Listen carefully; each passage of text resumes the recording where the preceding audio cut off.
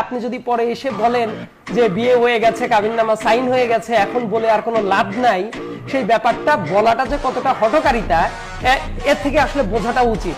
ধরেন যে ব্যক্তি এখন এসে এটা বলছে, প্রত্যেকটা বিয়েতে ইন্টারেস্টিং কিছু ফিগার থাকে, বুঝছেন? গ্রামের বিয়েগুলোতে দেখবেন ওই যে চাচা, তারপর খালু সম্প্রদায় আর কিংবা ফুফা সম্প্রদায়ের ভেতরে কেউ কেউ থাকে না, তার রাগ হবেই, সে বিয়ে বাড়ি ছাড়বেই, রাগারাগি করে চলেই যাবে। তো নাসিরউদ্দিন পাটোয়ারির চরিত্রটাই হয়েছে, ভাই বিয়ের টাইমে তুমি রাগারাগি করে আগেই তুমি ঘটি বাটি গোটায় তুমি পালায় চলে গেছো ওই রাগান্বিত ফুপা খালুদের মতো।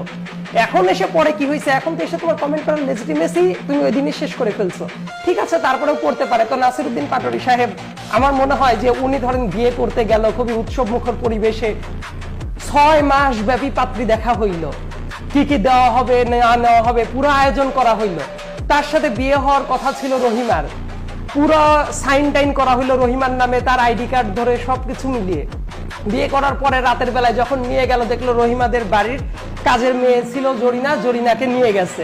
আমার মনে হয় যে তখনও নাসিরউদ্দিন পাটোয়ারির মতো মানুষ এইটাকে কোনো প্রতারণা মনে করতো না, এবং মনে করছে ঠিক আছে কাবিননামায় সাইন হয়ে গেছে তাহলে তো হইলই। কিন্তু এইটা যে একটা সুস্পষ্ট প্রতারণা, এই প্রতারণার জন্য যে মামলাও করা যায়, এই ব্যাপারগুলো বোধহয় প্রতারণা